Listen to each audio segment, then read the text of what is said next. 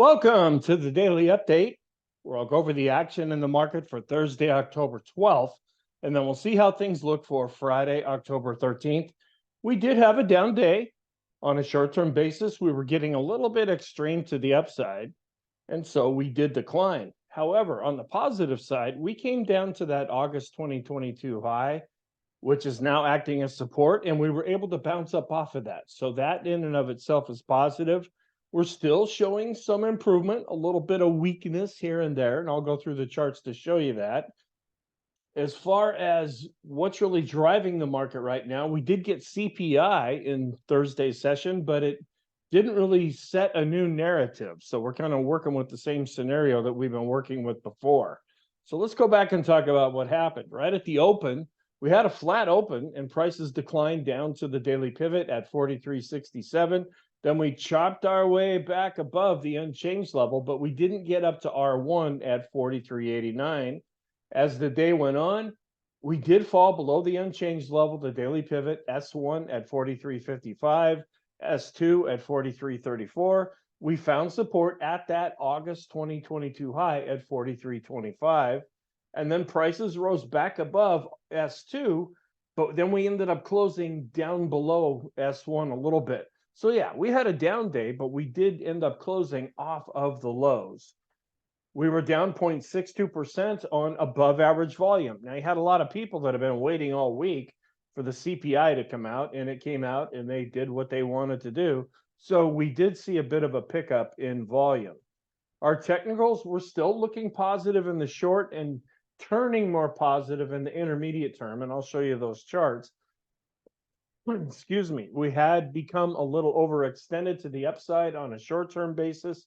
We're pulling back a little bit from that. We still have a long list, but it's a little bit shorter than it was before. It's about inflation, interest rates, growth concerns, and also what's happening in Israel. Now, the market's not directly reacting to the Israeli situation right now, and I'm still not quite sure what to call that. It's Israel, Hamas, Hezbollah, which probably means Iran. They'll come up with some name here at some point, but it's more what's that doing to other markets, like the dollar, like gas, and oil, and interest rates. That's what's really producing the dynamics in the market currently. What are some comments that we can make? Rising interest rates. As CPI came in hotter than expected, that I'll show you here, that pressured stocks early, but as interest rates started to come down in their session, stocks started to rebound. Oil is also declining to 82.91. The micro caps are still hitting another 52-week low. On a short-term basis, we have the CMB composite, the Stoch RSI, the CCI 14, and the stochastics. We're still dealing with the same scenario that we have been for like a month and a half now, that we have a stronger than expected economy, and the Fed's probably going to have to keep rates higher for longer. If it gets much stronger, they may even have to raise interest rates, keeping an eye on the Chinese economy, keeping an eye on what's happening in Israel, as well as oil prices. The dollar was up and interest rates, they were up for most of the day, and you can see it's got a really wide bar between it, but ended up being down. And then we're back to having the one yield curve that had switched back to normal, the 10 to the 5. No, it had switched back to being inverted. Now it's gone back to looking normal again. So we're just looking at a ping pong match here, where the 10 to the 2 and the 10 to the 3 month, they still remain inverted. Sentiment is still negative, although it's showing some improvement. We had been at 33. We ended up climbing to 35. Our trend is still positive, but the ADX is dropping below the moving average. The green line is still on top. We're still above 20, but it's a weakening trend. However, it is a trend. Our bias is negative with the down day, and I've changed our momentum to mixed to positive, because we had the down day, but the last number of days have been positive. So the economic reports that came out, we had total CPI, which on the headline, it came in stronger than expected at being up 0.4% month over month. They had expected it to come in up 0.3%. The core, which takes out food and energy, the things that you have to have, it came in as expected, being up 0.3%. Year over year, that translates to 3.7%, with the core translating to a 4.1% growth, down from the 4.3% that we saw last time. Weekly jobless claims are still showing that the labor market is strong. The claims came in weaker than expected at 209,000. Continuing claims did tick up a little bit. And here's the chart of CPI, where we look at the blue line, where it's starting to go back up a little bit. And this is causing a bit of concern, where the core rate, and that's more what the Fed pays attention to, that's the gold area in here, and it continues to decline. Looking at the services, if you take out energy, we are showing a decline, and the core commodities also continue to decline. Here's our chart just showing how we've changed over the last year, where we're coming down a little bit after we bounced last month, and we did decline on a month-over-month basis. Looking at the core CPI, also continuing to decline, where we're starting to show a little bit of a climb on a month-over-month basis. Then looking at the unemployment claims, and again, these charts are almost useless because of the huge spike up that we saw during COVID, but I have some other charts to show you. Just, you can't really get much usefulness out of this. Where on an average basis, we're still declining with the weekly jobless claims. That's showing that the labor market is pretty strong. We were unchanged when we compare this week with last week. The continuing claims did turn back up, and the moving average is starting to go up a little bit. So we're getting a bit of a mixed picture from this report. Then when we look at the initial claims, that's the red chart, where they're continuing to level off here. The blue line are continuing claims, which overall continue to decline. And then the unemployment rate, which was updated after we got the jobs report, it remains at 3.8%. We also went back up with interest rates. That first slide was erroneous there. We came in at 4.71%, above the 4.02% mark, and this is producing some concern about company earnings. Here's our intraday chart, where we were pretty much flat, and then we started to come down to the daily pivot. We chopped our way back and actually went positive for a little while. And then later in the day, this is when we saw the weakness enter. We went back negative. We went below the daily pivot, below S1. We went below S2, came right down to the August 2022 high. You can take that as positive. This is a support level that for right now continues to hold. And then we bounced up off of that and didn't quite get back to S1. Large cap growth continues to outperform large cap value, even though they were both down in Thursday's session. But this is encouraging when we look at S&P growth versus value. Remember a couple of days ago, if you've been watching the videos, I was a little bit concerned about this when we started to drop off with the growth to value ratio. Well, even with the down day, this is still continuing to show some strength overall. We go back to about the 22nd of September, where overall we have been seeing a nice little climb in growth versus value, looking at the ratio. On an end of day basis, we also outperformed. Growth outperformed value, and that's showing some improvement, and we're actually breaking out of this sideways channel that we've been in for a while. Looking at discretionary equal weight, or it was down. Staples were just down. They can't seem to do anything but go down. But on a relative basis, discretionary is outperforming staples and showing some improvement on this chart. Growth versus value still hanging in there for right now. We're climbing back up out of this rainbow. We haven't exceeded this previous high yet, but this is a fairly healthy looking chart currently. Keeping an eye on our trend, where we are below the moving average and declining, but we're still above 20. So we're in a weakening trend, but we're still in a trend. The red line is still down. It's really hard to see, but it's down below the green line. The short term, the green line did decline, but it's still above the red line. The short term trend is also showing some weakness, but it's still a trend since we're above 20. Keeping an eye on the VIX, where we're coming up into the middle part of October, where a lot of times on a historical basis, that's about when we topped out before the VIX started to go down. But then again, as I've been pointing out, we have seasonal patterns that we've been looking at that suggest that we could still see some weakness going into the end of October. We were pretty much flat with the Ulcer Index, as fear has been coming down since the market has been going up lately.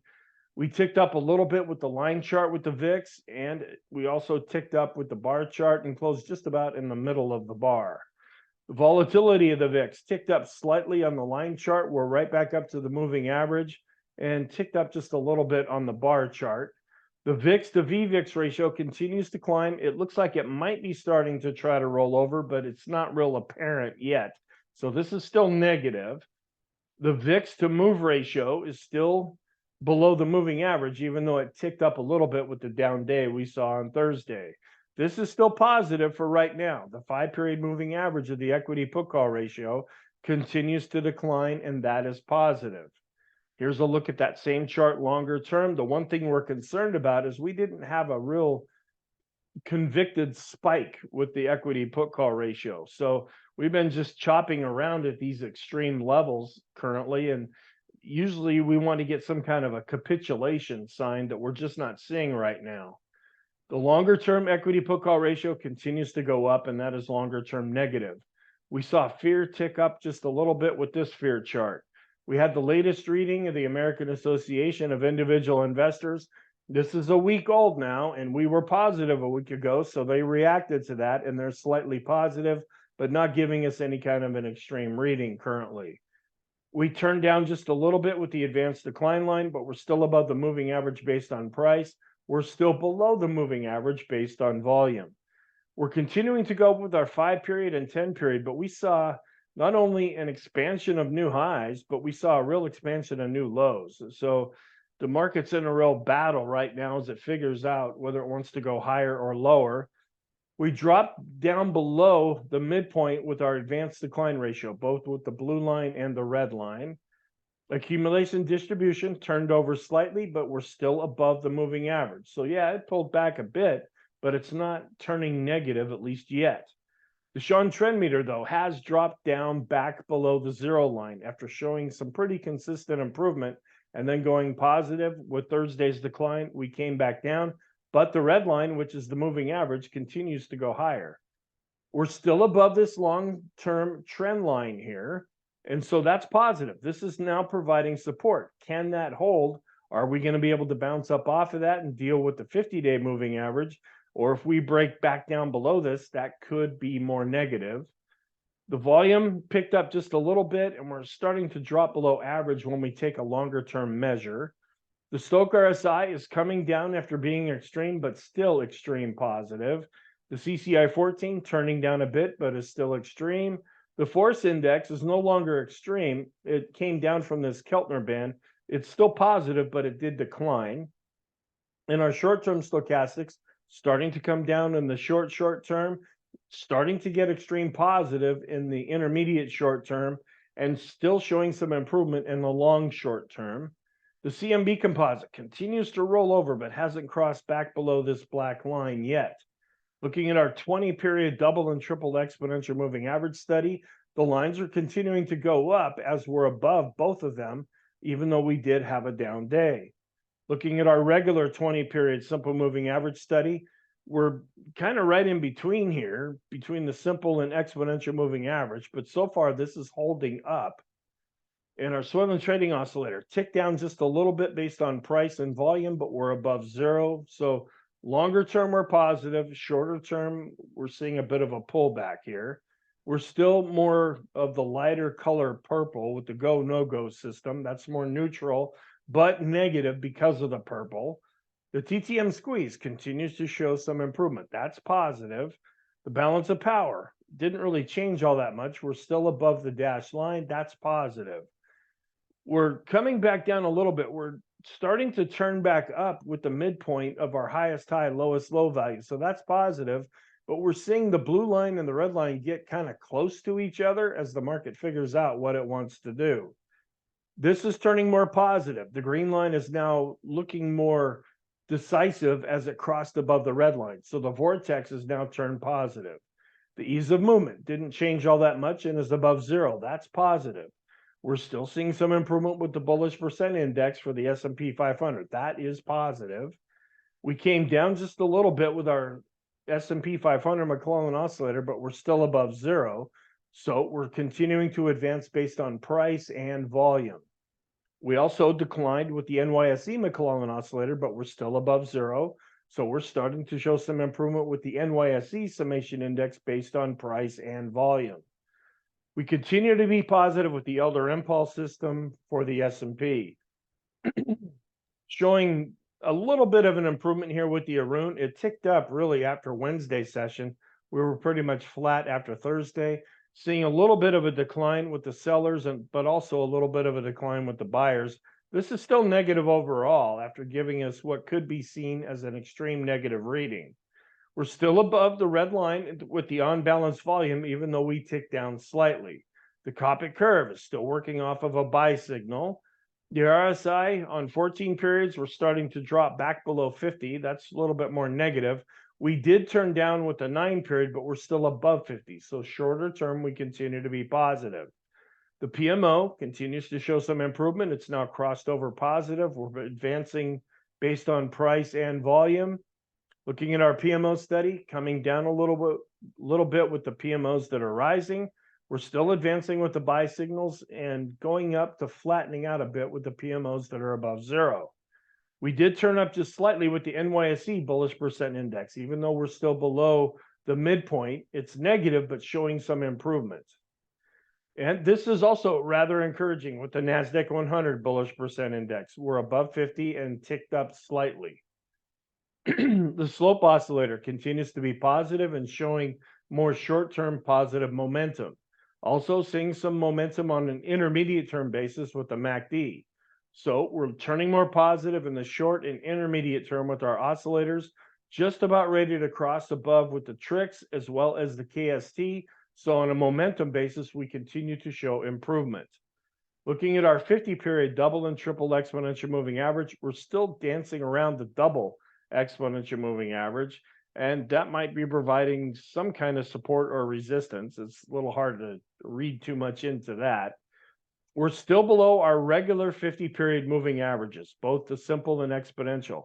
If we can get above the exponential, which is the blue line, and then eventually get above the red one, which is the simple moving average, that would turn things more positive. We're right in between the 100-period moving averages with the simple and exponential moving average study. And looking at our moving average tree, we're kind of looking more positive with the 20 periods, playing around with the 50 periods, but we're still above the 100 and 200-period moving averages. We're just about at the midpoint now with our standard deviations chart. So this is just pretty much neutral right now. The Chaikin oscillator ticked down a little bit, but it's still positive. It's above zero. The money flow is just barely above 50. That's positive. The ultimate oscillator continues to go up. That's positive. The parabolic SAR, the dots are underneath. That's positive. And we're still above this 100% retracement level. This is kind of equating to the August 2022 low because they're at the same level here. But this is providing more support, at least in the short term. And we're still above the 61.8% retracement levels. So for right now, even though we had a down day, support is holding. Of course, that could always change. We can only go with what we see right now. We're coming back down into the middle of this little mini rainbow now when we look at the 20-period simple moving average of the open, high, low, and the close.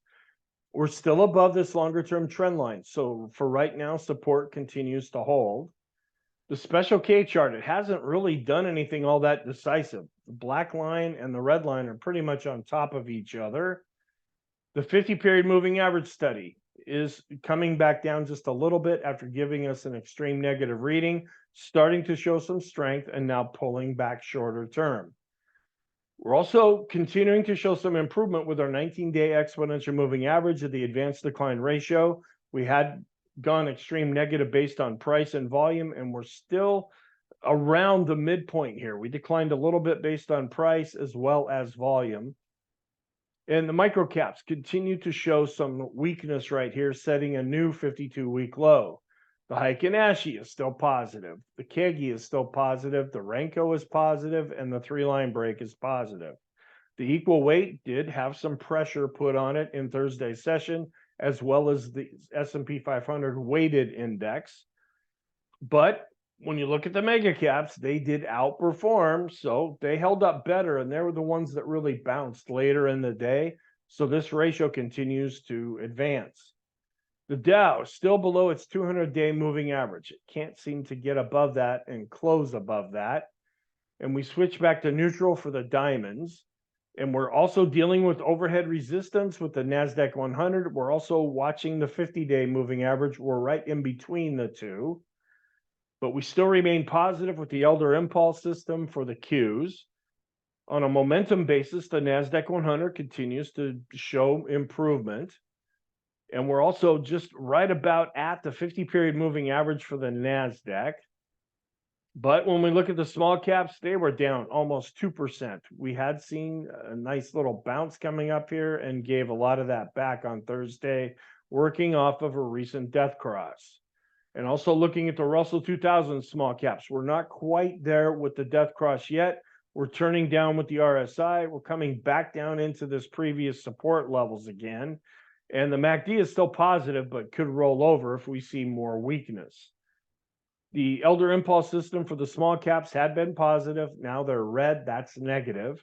The mid caps also still below their 200-day moving average, could get close to a death cross here, and had a pretty bad day on Thursday. And we've gone from positive to negative for the mid caps looking at the Elder's Impulse system. Looking at our moving average study, turned down just a bit with the 200-period moving average as well as the 50 after we had been seeing some improvement. Dow theory, turned down with the Dow, down with the transports, down with the utilities. The FANG index is still holding up above its 50-day moving average and in a longer-term uptrend.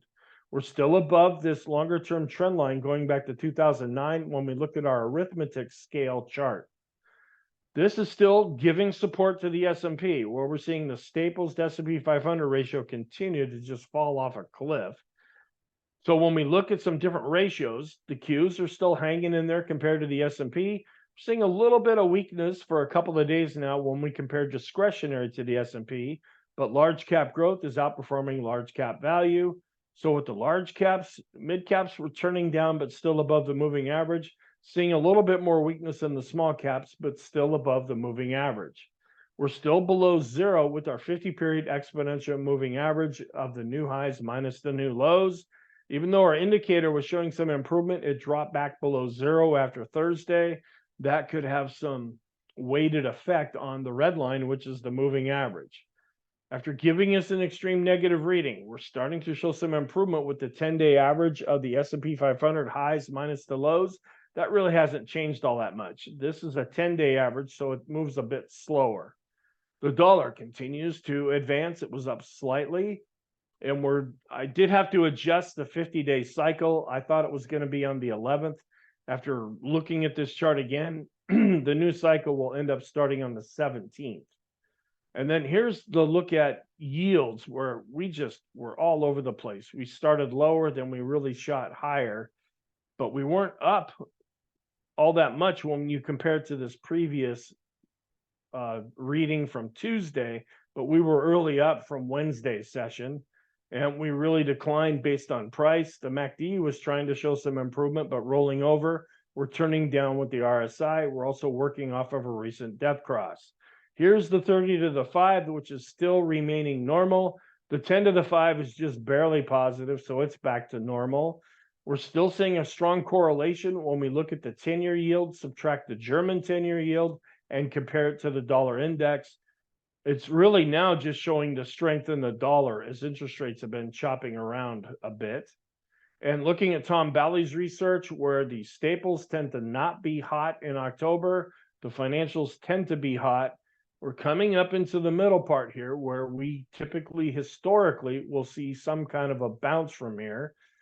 But then we come into a period of weakness before we see some strength going into the end of October.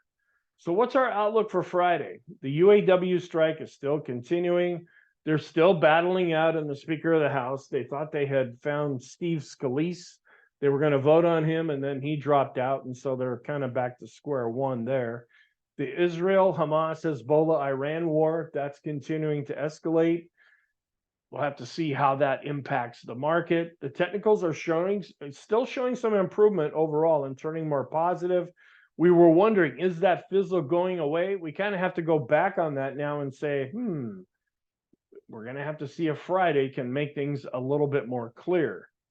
We will get import and export prices as well as consumer sentiment in Friday's session.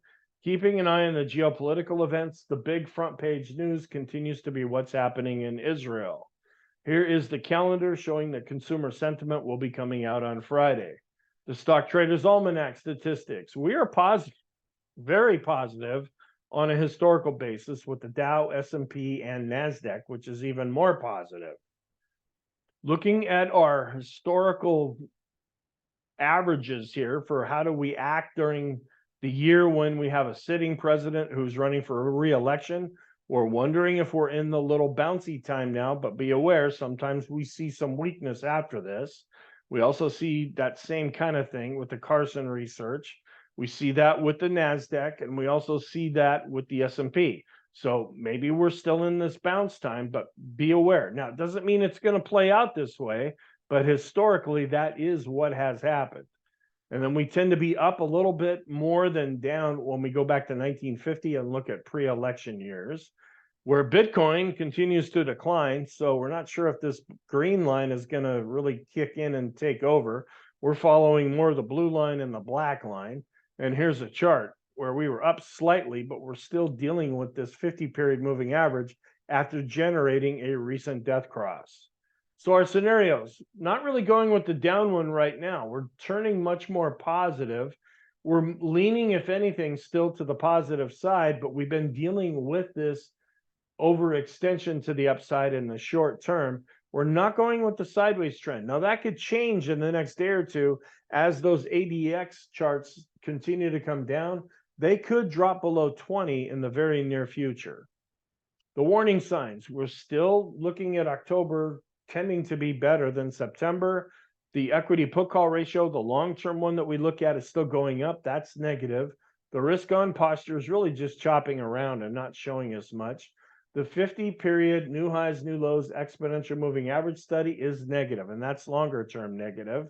The Russell's below its 200-day simple moving average, wondering if we're working off of a recent head and shoulders stop. The small cap index, though, which also measures the small caps on a little bit different way, it has generated a death cross. The positive signs, the daily special K chart, it's kind of right on top of its red line. The equity put call ratio continues to decline. Our oscillators are turning more positive. The parabolic SAR is positive. The BPI has generated a buy signal after coming back up above 30. The Copic curve is working off of a buy signal. The vortex has turned positive. The Staples to S&P, as well as the S&P to utilities ratio, those are still more favorable to the S&P going higher. The Russell and the mid caps, they still have a golden cross, but they're in danger of generating a death cross unless we can get back above the 200-day simple moving averages. Small and mid cap growth continues to be positive. The financial sector, kind of the same story, below its 200-day simple moving average, but did generate a recent golden cross. So our conclusion, we're turning more positive, and we're wondering, is this just a short-term little blip before we get set to go lower, or is this going to develop into something longer term? And we're just not there yet where we can really evaluate that. We're working on being overbought in the short term, even though we're looking positive. We're looking better in the intermediate term, and we're still positive in the long term. Thank you. I hope you found this helpful. I hope you have a really good day, and I will talk to you in the next video.